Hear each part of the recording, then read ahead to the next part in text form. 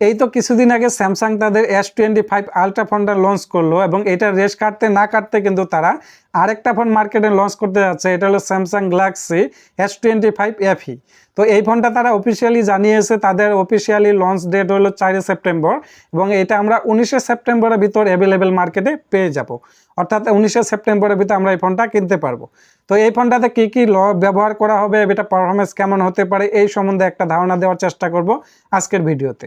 তো আপনি যদি আমার চ্যানেলে নতুন হয়ে থাকেন অবশ্যই বলবো আমার চ্যানেলটি সাবস্ক্রাইব করে আমার পাশেই থাকুন। চলুন শুরু করা যাক।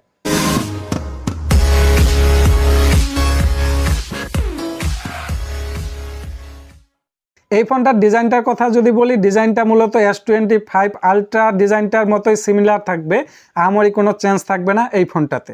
তো যদিও ডিজাইনটা আসলে যার যার ব্যাপার এবং এই ডিজাইনটা কার ভালো লাগবে কার ভালো লাগবে না এটা আসলে যার যার ব্যক্তির উপরেই ডিপেন্ড করে, তাই ডিজাইন নিয়ে অত কথা বললাম না। এখন কথা বলা যাক ফোনটার ডিসপ্লে সেকশন নিয়ে। এই ফোনটির ডিসপ্লেতে থাকতে পারে 6.7 ইঞ্চির একটি এলটিভো ওলেড ডিসপ্লে, সাথে 120 হার্জ রিফ্রেশ রেট থাকবে বলে এমনটাই জানিয়েছে তারা। এবং এটা কিন্তু একটা ফ্ল্যাট ডিসপ্লে, তো S সিরিজের ফোনগুলো ফ্ল্যাট ডিসপ্লেই। দেখুন স্যামসাং কিন্তু কার্ভ ডিসপ্লে নিয়ে আসে না, তারা কিন্তু ফ্ল্যাট ডিসপ্লে নিয়ে আসে। তো এখানেও কিন্তু তারা ফ্ল্যাট ডিসপ্লেই নিয়ে আসবে।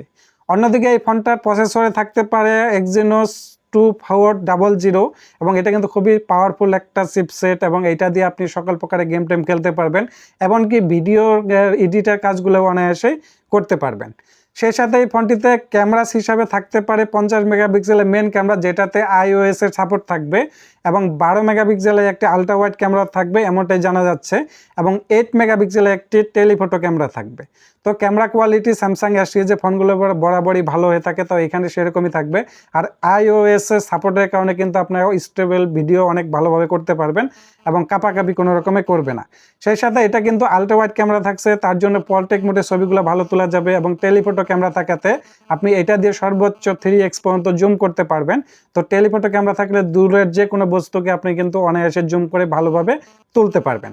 তো ক্যামেরাটা ওভারঅল অবশ্যই ভালো পারফরমেন্স করবে, কিন্তু এই ক্যামেরা দিয়ে কিভাবে ভিডিও করা যাবে 4K না 60 FPS না কেমনভাবে, এটা তারা আসলে ক্লিয়ার করেনি এখনো। এবং অন্যদিকে সেলফি ক্যামেরা থাকতে পারে 12 মেগাপিক্সেলের, তো সেলফি ক্যামেরা দিয়েও ভালো পারফরমেন্স পাওয়া যাবে।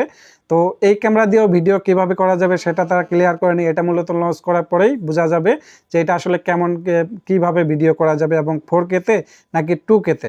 তো অন্যদিকে এই ফোনটা ব্যাটারি নিয়ে যদি কথা বলি, এটা ব্যাটারিতে থাকতে পারে মূলত 4900 mAh একটি ব্যাটারি, সাথে এটাকে চার্জ করার জন্য 45 ওয়াট একটি ফাস্ট চার্জার থাকবে এমনটা জানিয়েছে।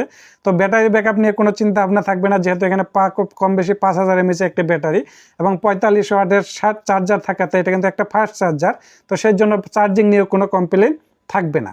অন্যদিকে এটাতে কিন্তু IP68 ওয়াটার ডাস্ট রেজিস্টার থাকছে, তো আপনারা যদি ধুলাবালি এবং পানির যে একটা ভয় যে পানিতে পড়ে যায় নাকি ফোনটা এবং ধুলাবালিতে কোনো ক্ষয়ক্ষতি হয় নাকি, এই দিকটা কিন্তু সেভে থাকছে অনায়াসে, যেহেতু এখানে 68 ব্যবহার করেছে, অনায়াসে আপনি পানিতে ডুবাইতে পারবেন এই ফোনটা। অন্যদিকে এই ফোনটা যদি আপনি 1 থেকে 2 মিটার পানির ভিতর আধা ঘন্টার মতো রাখেন, তারপরে কিন্তু আপনার ফোনে কোনো রকমের সমস্যা হবে না বা পানি টানি ঢুকবে না। তো ওভারঅল এই ফোনটা আসলে লঞ্চ করার পরেই আমরা যতটুকু জানতে পারছি, তো বাকিটুকু আমরা লঞ্চ করার পরেই জানতে পারবো যে আসলে এই ফোনটা আসলে কেমন পারফরমেন্স করতে পারে, এবং এটাতে আসলে কি কোর ব্যবহার করা হচ্ছে, এবং এটা এই যে CPU সেটা কি ব্যবহার করা হচ্ছে, এবং এটা গেমের পারফরমেন্স কেমন হবে, এটা কিন্তু কোরের উপর ডিপেন্ড করে। তো এটাই হলো দেখার বিষয়। তো আমরা যতটুকু জানতে পারছি ততটুকু আপনাদেরকে জানানোর চেষ্টা করলাম। তো আমরা দেখবো যে এই ফোনটা আসলে লঞ্চ করার পরে এটা নিয়ে আরো ডিটেল আপনাদের সাথে আলাপ করব। তো আজকের ভিডিওটা এই পর্যন্তই, ভালো থাকবেন সব।